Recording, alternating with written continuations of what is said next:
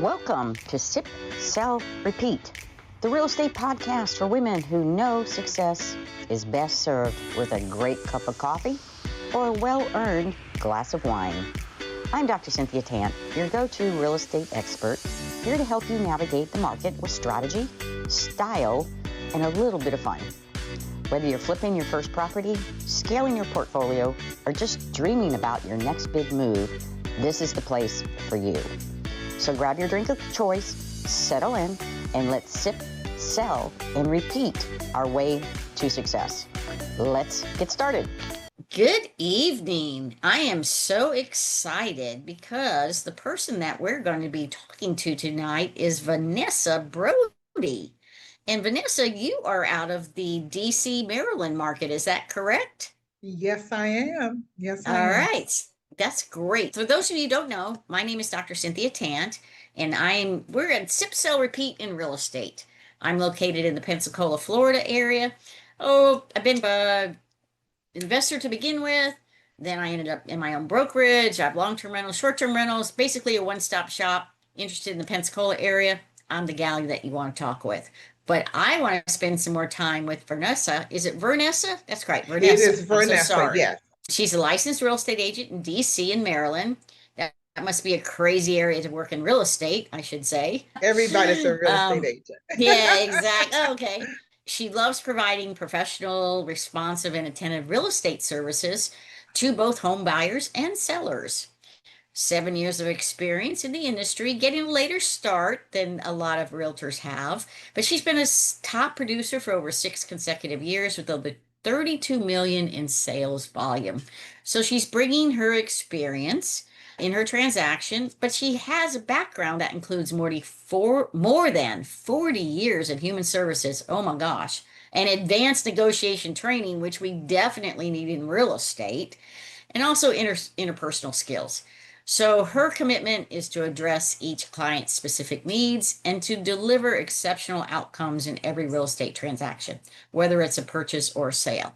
Vernessa, did I hit everything about yourself? Or is there anything else that you'd like to tell You us? hit pretty much. Yes, yes. You Okay. hit pretty good.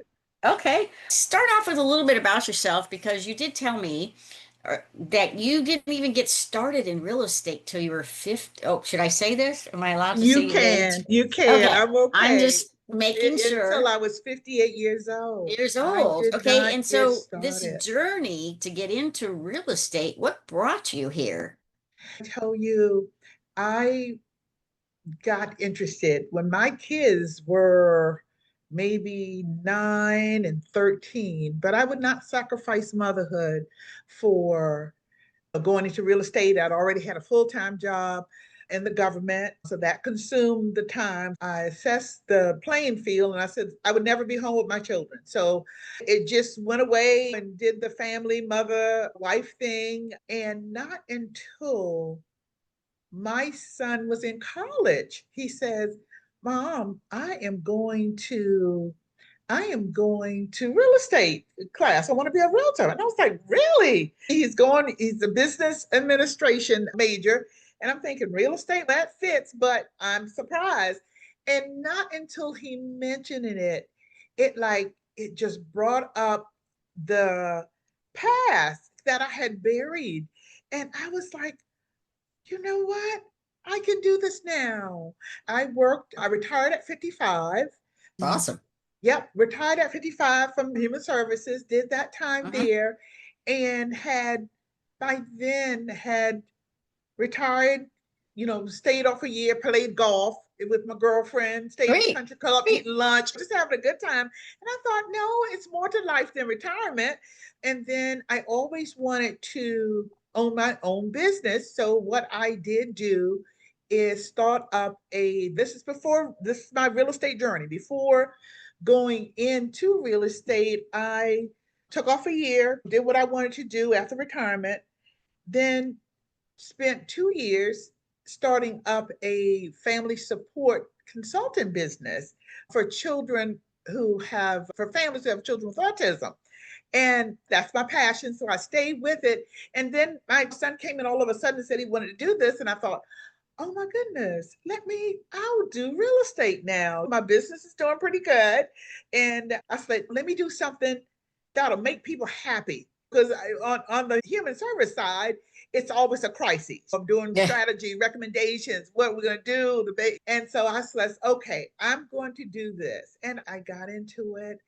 And that was what, after I retired, 3 years later, after I started my own business. And I still do, I still have my family supports consulting business, and I still work with families with autism, and top producing agent for the last, what, 6 of the 7 years. So I juggle. I tell anybody, anybody can become an agent at any age. Age is just a number. So don't let, I say to the women who are listening, don't let your age slow you down. I retired. I started up another business, and I'm in real estate, top producing agent. Wow. So if I can do it Well, at 58, they can do it at 50, 55. I think a lot of women, I believe the NAR statistics are still the average age realtor is a 55-year-old woman. So there are some of the younger crowd, and obviously there's a lot of the older crowd, and the experience and the wisdom. It takes a lot to learn in real estate. It takes And a lot. I It takes, know I love, as being a former professor, I love the education part of my new mm-hmm. realtors that come through, the youngsters, and seeing how they can grow. Like, is your son still in real estate, or did he? No, he No. took the class and decided, oh, mom, this is not for me. I was like, oh, wow, that's Okay. a bummer. Now I have to go on this journey by myself. I had already figured out we could be a team, and I've never done a team. I've been invited to participate in a team, but instead of the team approach, I latched on to a mentor. The brokerage I was in when I started out, you automatically got a coach, but those coaches were appointment time sensitive, Driven. Yeah. hour or Right. two. So Mhm. you didn't, if, and right out the gate, I spoke with colleagues and okay, who's a good match for me? Because I'm too old to be playing around here. So I got to get somebody who's about their business. And I connected with an amazing older woman who had been in the business for 20 plus years. And she took me under her wings. And I started in April. And by July, I had my first listing at 5:15. And I thought, wow, okay, this is cool. She told me, she says, hey, I have some warm leads. They're not following back up with me. So you take them and Right. call them. Cynthia, I called those 10 people for about, consistently. You have to be consistent. And I called Yeah. them, and by the time I got to the table to list their property, they were like, we already know we want you. I knew everything about them. So it's definitely about interpersonal skills and getting to know people where they are. And so I do attribute my background in human services because I'm also a life coach certified grief counselor. So it really helps me. It helps me connect with people. And I'm a divorcee. Uh, So, well, you got a bag of tricks in there, but I feel that women are there's a different way on how we communicate. Men and women communicate differently on the majority scale. yes. Everything's there's an exception. But as far as the real estate, it is the relationship. It was funny this morning, a gal that my very first real estate sale to was Mhm. 30 years ago. She stayed at one of my Airbnbs. Not only did she buy her first house with me, but she sold that one, bought a second house, and her Mhm. son bought a house with me. Then her daughter bought a house, and we Mhm. sold. They moved up to Georgia, so that's the only reason Mhm. why they left. But Mhm. when you make and it was the first person, it was so funny. Her husband comes walking in. I'm sitting didn't know him at all. I was at the Uh-huh. front Uh-huh. desk. I was sitting in the front desk when we used to do that way back in the 90s. And so comes in and he holds up his checkbook and he says, I'm buying a house today. I said, this is a really good first one. I'd only been a realtor for a month. Uh-huh. It was like the first week I was on the desk and I said, okay, let's go for it. And then it Uh-huh. just evolved. So, well, and I have tons of stories throughout my Mhm. history as a realtor. So I know that you have given me a few stories too. So what's a really good story? I heard this saying long time ago that facts tell, but stories sell. So I tell a lot of stories of my relationships and my processes through the real estate journey, as you say. Uh-huh. Since when I talk to my realtors also, I say, look, we're like the middle of the spoke of a wheel. So we have got to talk to the buyers and the sellers, and not depending on who we're representing. And Buyers we've and got the sellers, title everybody. company, and Uh-huh. we've got the Loan mortgage company officers. properly, and we've got the home Yes. inspectors, and we've got the surveyors. So we have to do a lot of things Yes. and Yes. juggle a lot of things. But Exactly. And what's a really good situation, good story that has happened to you in your, or maybe a couple of them that has happened to you I in do your real have a estate few, journey? and I have. My clientele reflects a diverse. I do home buyers, home sellers, and so I had a 77-year-old couple, and I think it was a referral from someone, and they said, we want to buy a house. I said, sure, you can buy a house, because my motto is anybody can buy a house with good credit. And if you can verify you got a steady flow of income, you can buy a house. So I met them, and they said, we were told we couldn't buy a house because we were too old. I'm thinking, who would tell you that? Now, granted, they were definitely not computer savvy. So during the process, I had to go over to the house every day to help them fill out the forms, complete the forms, understand, explain to them what those documents meant.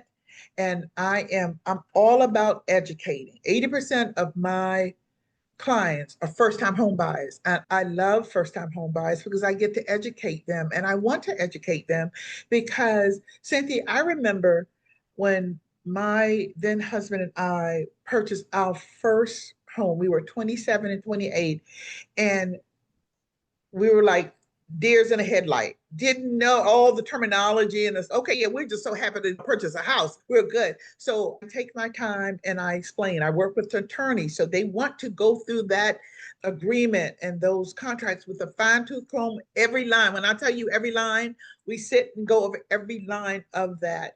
But I was just so taken aback, that 77-year-old couple, someone somewhere down their path told them they were too old to purchase a home. I'm happy to say they've been in their home for about 5 years now, and I still keep in touch with them. I know from a standpoint, my mother had never owned a home. Mm-hmm. Circumstances that didn't. So when she moved to Pensacola, lived with me, and then she goes, I Uh-huh. want to buy a home. She was 75. And I said, okay. So, I mean, Okay. she had her Social Security, she Uh-huh. had her retirement, she had plenty of money. And so we found a great first, the prices back then were a lot less than they are today. Uh-huh. And she was able to find a home that she could purchase, which we're still in today. She Uh-huh. has her home, and I purchased the home behind her. So we have Uh-huh. a little alleyway, and we walk back and forth between the houses. And she's Uh-huh. Uh-huh. 94 years old right now. That's beautiful. I think that's something that, as a realtor, when you're talking to other realtors or younger realtors, what are some advice, a little nugget or something that, because you're in education also like I am, Yeah, that you yeah, found? forever. Yeah. Some advice I would give a real estate agent: practical experience far outweighs theoretical training. Now, granted, I know you have to go and you have to be trained on the contracts, all the addendums and the procedures and the rules and the regulations that govern your state. So, yes, you have to get that, but it's nothing like that practical experience. True learning occurs through what? Actively engaging. Days. Okay. And so when you actively engage in that transaction, you get to encounter that challenge firsthand. So once you encounter that firsthand, then you get to embrace that process. And just like you said, you sold your first at a month. I sold mine in two, listed it. And so I had to get on a fast track of learning. But those experiences have molded and made me the great agent I am today. Because if I didn't go through those issues, I would not have known. And something very simple, I had a buyer who had an FHA loan, and I guess I was in about 4 months maybe, and he we I placed the offer on it, got the offer accepted, ratified contract, on and on we go. A week before he was to move in that house, and He loved that condo. The loan officer said, "Oh, I'm sorry, the condo is not FHA approved."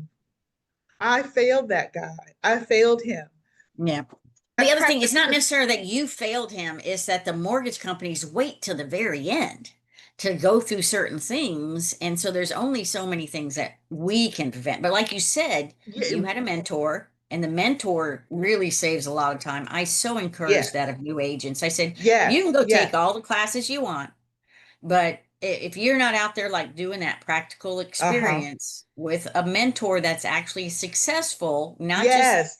Yeah, getting you just into not a company as a downline and or something like that, and but really Cynthia, mentoring you. exactly. And Cynthia, not about the numbers of years you have in, No. because Mm-mm. I've spoken with a lot of agents. I'm just saying, I'm not judging, but they've been in 7, 8 years and hadn't sold a property. And I'm thinking, Yeah, that's so crazy. Yeah. it's like playing golf. Golf is an expensive sport. So it becomes an expensive sport for you or business for you. So you have to choose which you want to go, which direction you want to go. And I was determined. Wow, I says when I got it, I was like, "Ooh, this is expensive. All the dues and fees you have to pay." I says, my business mind immediately says, I have to at least break even for the first year. At least get me. I got to find a house to sell or a buyer.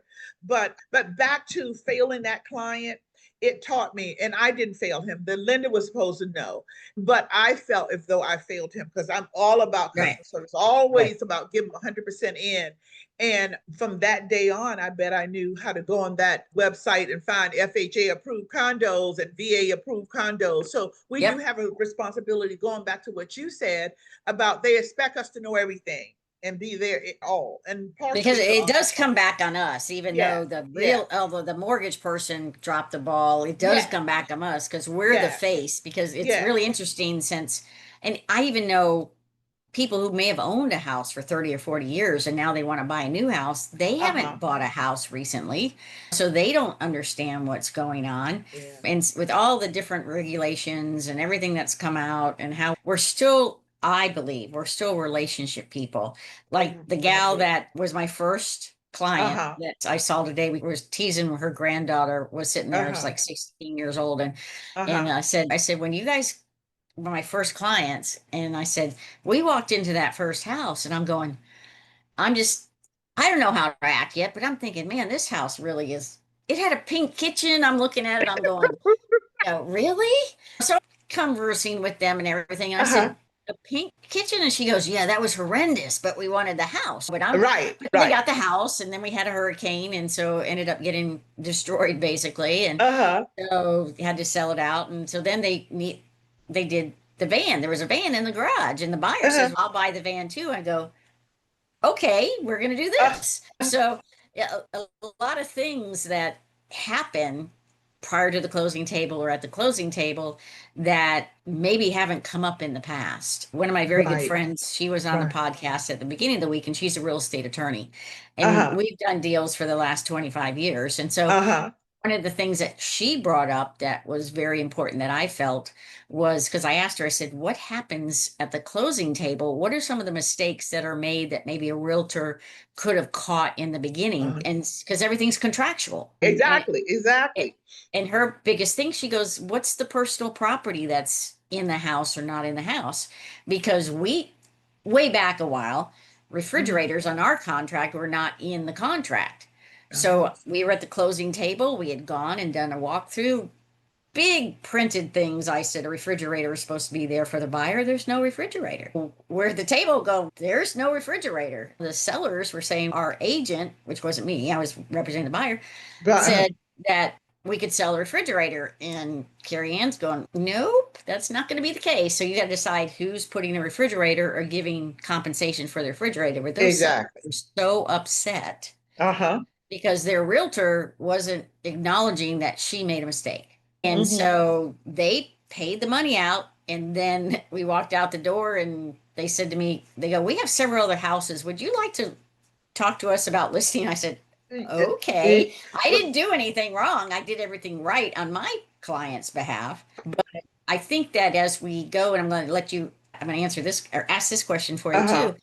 When you start your process with either a buyer or seller, what are some of the things that you would suggest to a newer agent as to what's on the table? Let's take a buyer, for example. So when Uh, you first approach that buyer, what are some of the things that you want to know from that buyer? I want to know, what's your the credit? I asked about the credit, your employment, because you wouldn't be surprised because you've been doing this forever. But some people call and say they want to buy a house and don't even have a job. I know. We get So, over that real yeah, fast. yeah. Yeah. And so what I do is I ask them, I tell them, I says, so your down payment. And a lot of people use their 401k to do it all at the end. And I was like, no, you need it's upfront cost that you're going to need. You're going to need your earnest money deposit, at least 1%. That's in Maryland, DC. I don't know about your other states. At least 1% of earnest money deposit. So if it's a $400,000 home, you need $4,000 within 3 days.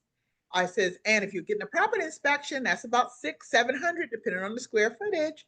And they were like, oh, I don't have any money in the bank. I said, no, no worries. I said, save up your upfront money. And I said, also appraisal cost, but that may, depending on your lender, he may want it up front or on the back side. But I said, so now you're talking about, you're really needing about $6,000 within the next week. And that sort of stops them. Or most of mine say, I got it, no problem. We're good. But for those who, it saves you time if you're knowledgeable up front of what they should expect, and you're saving yourself time and them time, and you're also educating them of what their needs. So that's what I do. But I want to know your income. I want to know if you have a 1099 or a W-2 employment. So those are the things that I ask gently, but it needs to be answered, Right. because I can say that I've only lost two. I've sold over 100 homes in the 7 years I've been, and I thought it was 32. It's 38 million volume in sale that I've done. And that's one of the things. I don't keep up with money. I keep up with people. I remember I come from the personal and personal people side, because if you have your clientele and your relationships, your money is going to come. And I've also mentored a few younger agents within my small time I've been in. And I says, if you chase that money, you'll never Yeah. make it. I want you to Yeah. focus on that client and their needs. So that's what I tell my buyers. I want to know. It, Today you have to. They don't understand the first time home buyer. And here down south here, Uh-huh. in Pensacola, in the Panhandle area, our prices aren't like yours. Our average price house is 315,000. I'm getting ready to list. I have three new houses coming on the market this week, and two of them are going to be 200. One's going to be 225. You're not going to Mm-hmm. find that in your area. Yeah. No, And you so, may but find a our condo income's very, lot different. lower. Yeah, So a it's very lot different. different. Yeah. I always, again, start out with the buyer, especially I'm asking them, how much you paying in rent? I Mm-hmm. can do the numbers in my head real fast. If you're Mm-hmm. only paying $800 in rent, you are not going to be able to afford a house unless you have some money coming somewhere. So we do spend the time. We try to, Uh-huh. if they have good credit, that's not a problem. It's putting money in the bank is the problem. It's the You know, problem. some You younger don't people have. just don't have that money in the They don't bank. have it.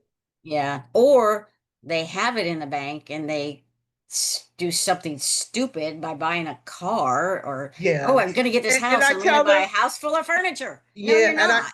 and Yeah. I do forewarn them. I said, if you really want Yeah. this house, you can't do anything. You can't Don't make buy any major anything. purchases. No Don't credit make any cards. large transfers or money in or out of your account without showing proof that it's a funnel. You know Yeah. where you got it from. Yeah. I tell Oh, them, I do yes. redirect them to their lender. Talk about the gift letter. You got a gift letter, you want to move some funds, consult your lender, because that's who's going to, you're going to get snagged by them, by your underwriter. Yeah. I've had several people down here, and again, every culture is different, I guess. But the guy that's going to buy it, he goes, "I'll just pay cash for it." I go, "Where's your cash?" "It's in my safe." No, you No, can't bring no, $200,000 to the table from your safe. say But why right, not? It's my money. We don't know where that money came from. So right. they're just blown away. I can do cash for other things. I said, no, No, we're not going to do no, that. So it no. took us, what, 8, 9 months for him to Uh, start putting money, that cash in the bank and bank. documenting it. and Right. getting a credit score that said, he goes, but I've never had to do. I said, do you want this house? Do you, You know, and yes, he is it, did. And he still owns exactly. the house, but it was like, no, you just can't bring a lot of cash to the You title can't. company It and would pay be nice, cash. eh? Yeah, It would be nice. yeah. And then But I have money buyers. laundering, yeah, and all that Yeah. too. Yeah.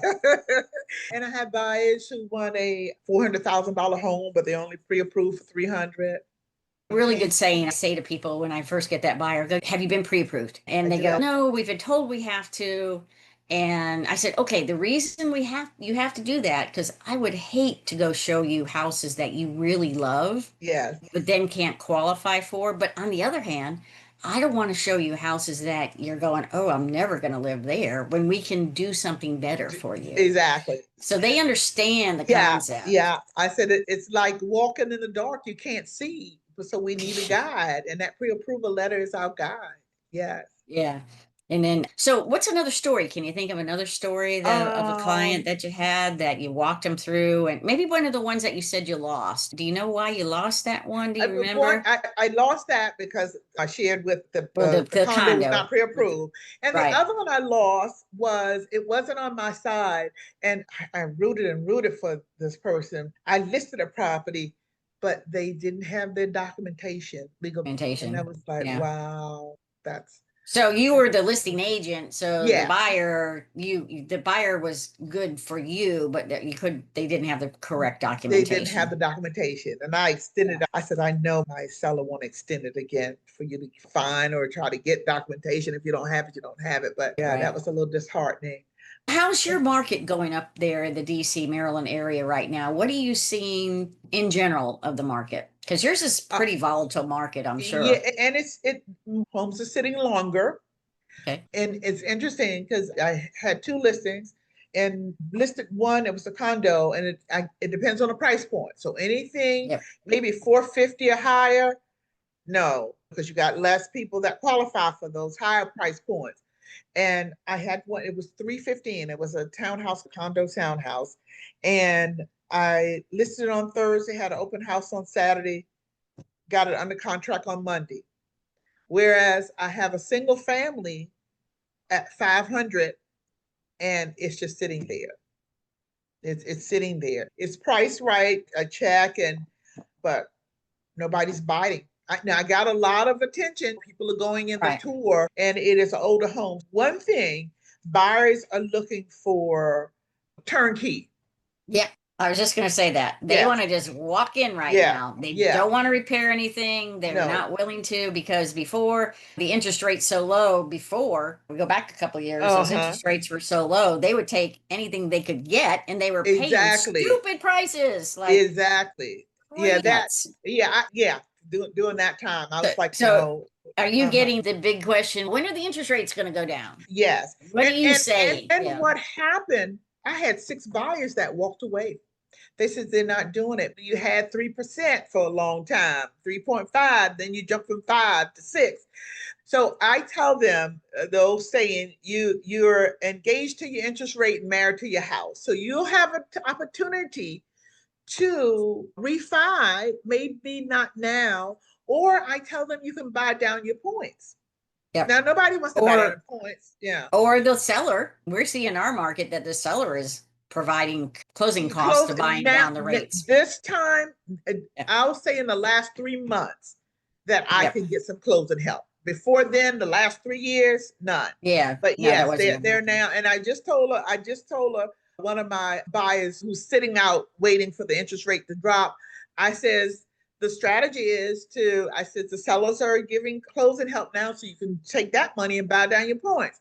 And she gave me a thumbs up. So she may come back in. She's right about at 600 and something. Yeah. So I can imagine 600 with a 6 point to almost 7% Right. interest rate. But I tell them, I said, you all too young to know, but when I purchased my first house, it was at 9%. I paid 15% on my first house, but it was Wow. only $65,000. So there's a Right. big difference of Yeah, price at yeah, that time yeah, of what they are now, yeah. what they're having to pay. But still, understanding interest rates, understanding money, most people don't. No, And trying to figure out what's happening with inflation, blah, blah, blah, blah. They just know prices are going up.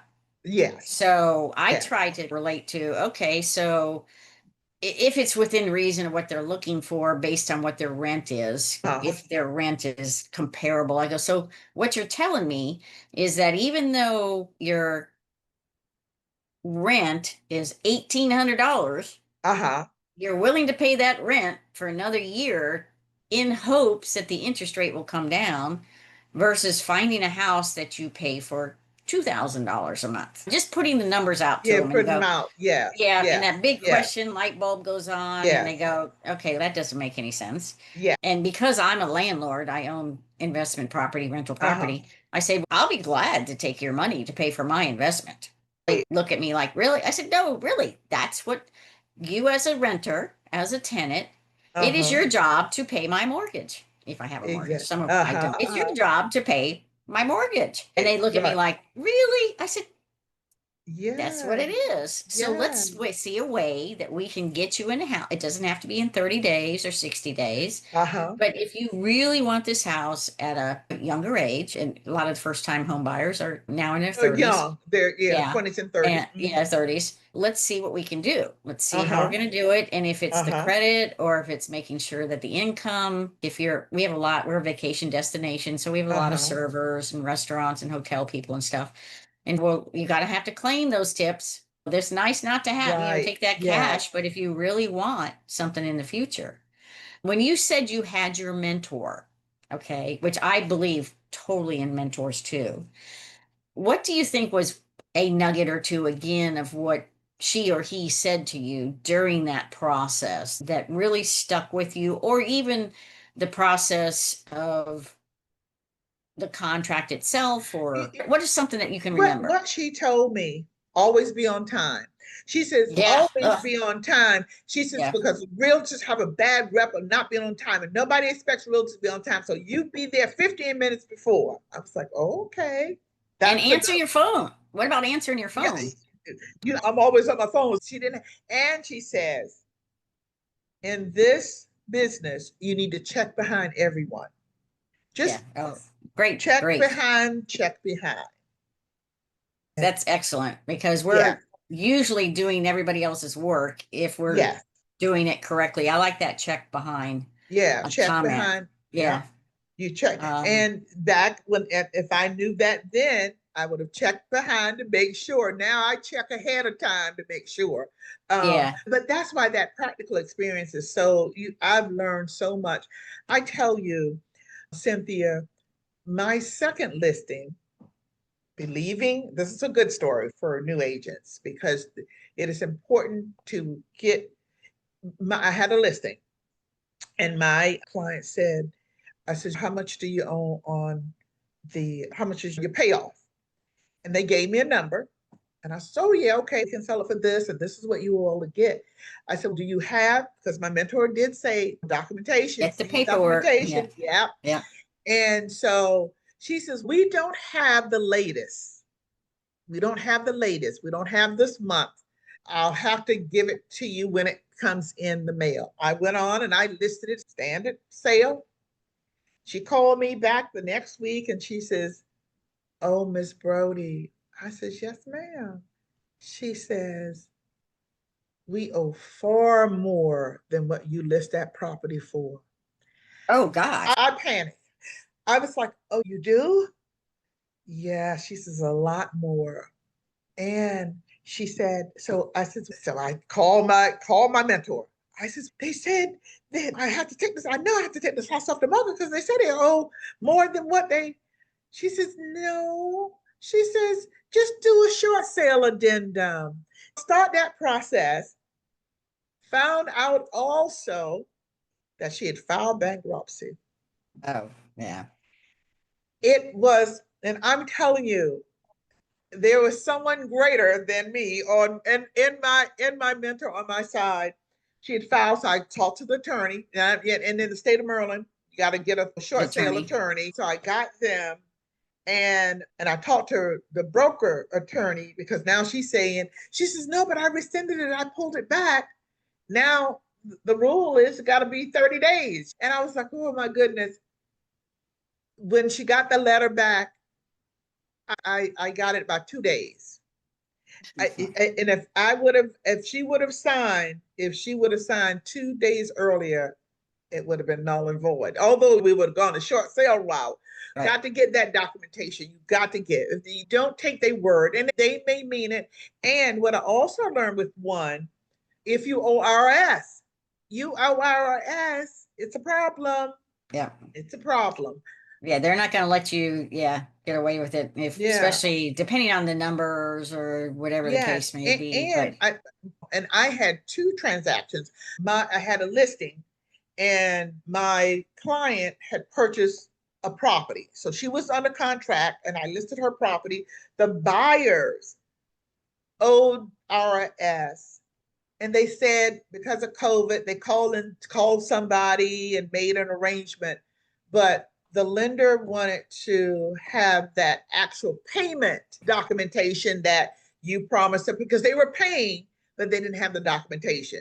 It just works so that everyone, all the parties, all the third one, two, three parties, because you got a listing, selling, and the seller, a buyer, and so we just worked together and extended for another month, and then show documentation, and all of it went through. And that's yeah, why another advice to real estate agents, you've got to build relationships with your colleague and the industry professionals. It is critical. You that have is to. so important. Yes. Yeah. And just through the years, as many years as I've been doing it, and also Uh-huh. because of renovations and everything else, Uh-huh. man, your HVAC, your Yes. plumbers, your electricians, your title companies, your lawyers, Important. like you're talking about, your inspectors. Uh-huh. I mean, like my HVAC guy, literally, I had a B&B. We've been Uh-huh. babying that HVAC last summer for so long, and I knew that uh-huh. sucker was going to go out. And Uh-huh. so I had somebody leave at 10 o'clock. I said, Chris, he had a brand new one in by 5 o'clock for me. See, And, but if you and didn't have that relationship, it'd take you two or oh, three I days. and I would have lost, had to put them someplace else, and it was Yes. prime season Yeah. and You've got everything. to. You got. And that's what I always emphasize too. I said when you're starting your book of business, you're including all these people that you can. Now I have gotten rid of a lot of them, especially Yes. handyman Right. control or Uh-huh. whatever that was. Oh, we are Uh-huh. not using them, or home inspectors. Oh no, that's not going to Yeah. happen. Yes. Exactly. So Exactly. and then other realtors that I enjoy working with, and then some I don't Some like of them. to, yeah, but you You. have to. So this is a very unique profession. I truly believe it's a very unique profession because of the multitudes of people you have to work with in Okay. so many different industries, providing for first timer buyer or buyer probably the biggest amount of money they're going to spend in their lives Then. to start Yes. with. Yes. Maybe now it's college educations, Yeah. but But one of the from largest one investments. of the One of the largest that they're going to largest. Yes. make. And Hmm. even if you start talking about second homes or you start looking with people, someone who has the cash, it's a whole different ballgame. Yes. But It's when you've different. got, yeah, when you've got to get But that it's also a different mortgage, clientele too. well, it's very different Yeah, clientele. different Yeah. And clientele. I have two 1 million, one listing and one buying, and they expect a lot from you, which they should. they But do. yes, And yes, I in an interesting kind of way. And I give well, all my clients, you can have a condo for 250 or $1 million property. You got all of my time and attention, because I'm gonna make sure yeah. you get your best deal. Yes, but Yeah, it's a different. and they expect more. The higher end is, I'm speaking from an investor standpoint. They're Uh-huh. looking at numbers. You Yeah, provide them yes, numbers, yes. they get a property, they make money, they buy more, they buy a Yeah, next one, and yeah, you yeah. just make And money. in Paris, I've Yeah, dealt with some investors, and yeah, it's about profit. yeah, It's a whole different mindset. And interesting, because you have multiple hats, because you're an investor, mhm. you're a management company, Broker. and I'm the broker. Yeah, yeah, and broke. management. See, Yeah, so you yeah, had wear many hats in this, so you have to turn different faces. yeah. Many hats. That's what Yes, it you got many is. It hats. really is. Yeah, I and spent last week in Hawaii at a short-term rental conference, was uh-huh, probably one of the best conferences I've ever attended. And it uh-huh, was a lot of masterminding. It was a small group, but such sharing of information, ranging uh-huh. from a 22-year-old with the 60 Six B&B rental properties. property to Yeah, I think it's awesome. a 70-year-old. Me and Bill, we were the older ones of the group, and we Uh-huh. talked about being the senior citizens of the group. The experiences that were being shared, but it was so interesting how the generational thing. We took pictures of the generational Uh-huh. Oh, thing and everything like that. But like you say, that experience, that practical getting out, hitting the pavement, making the phone calls. Okay, yes, you could hire a virtual assistant in the yeah, Philippines to make your phone calls for you, but yeah, really? Because I yeah. know personally, me, I don't like talking, nothing against them, but when I Uh-huh. can't understand what you're Sam. telling me, how Mhm. many people are you burning through because they can't understand it? Yeah. And so I'm a And it's hands-on nothing, person. I am too, and it's just nothing like that authentic, original connection. It's priceless because you really can't buy it. Just like I was saying, when my mentor gave me the 10 warm leads, and I was on a schedule. I spoke to them every other week at a certain time. I knew that their brother-in-law was being buried, their cousin was getting married. And so by the time I got to the table, it was like, you, I trust You're kind you. of like I trust you family. to sell. I Well, trust you to sell trust. my house.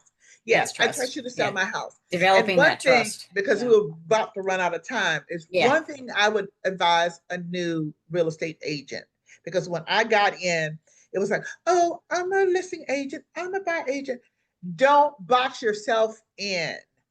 When asked, are you a buyer or seller agent? You do both. Master both sides because you never know when that opportunity is coming. Yeah, and that's a very different philosophy of some Yeah. corporations or Oh, some yes. real Oh, I estate know. offices that they No. just want listing Want you agents or to they just want buyer's listing. agent. Get Yeah. good at that. And then Yes. I'm a small brokerage, so I do both. I do both. And then I prefer listings and I give all the other leads away for the buyers, but Uh-huh. I do my own personal referral base, obviously, I do either way. But Yeah. I want to thank you, Vanessa, Well, and you have been very informative. I have really enjoyed this, And Cynthia. Really. I really thank you for joining us on Sip Sell Repeat. And I want everyone now, how can someone get a hold of you if they're wanting to get a referral up in the DC, Maryland area? So how can we catch up with you? You can email me at homes by Vernessa, Vernessa, at gmail.com. Or my number, I can give my number out, Up to you. 202-270-1236. And as Cynthia said, I'm licensed in DC and the Maryland area. So And thank you, because I would love to see some of the other ladies that are on the podcast as guests like yourself, but also ladies listening to it to do referrals, getting people knowing absolutely, about it. And absolutely. just when you say, oh man, now Washington, D.C., I heard Vanessa on that, I'm going to get on there. Mhm. So I want to thank you again. You're Appreciate you. welcome. I'm going to just turn this off from recording part and then we'll chat a little bit afterwards. But Okay. everybody, thanks for joining us in Sip Sell Repeat Real Estate. I'm Dr. Cynthia Tant, and we'll catch you on the next one. That's a wrap on this episode of Sip, Sell, Repeat. If you loved what you heard, don't forget to subscribe, leave a review, and share it with another powerhouse woman in real estate. Got a topic you want me to cover? Send me a message. I'd love to hear from you. Until next time, keep sipping, keep selling, and keep repeating that cycle of success. Cheers to you and your next big deal.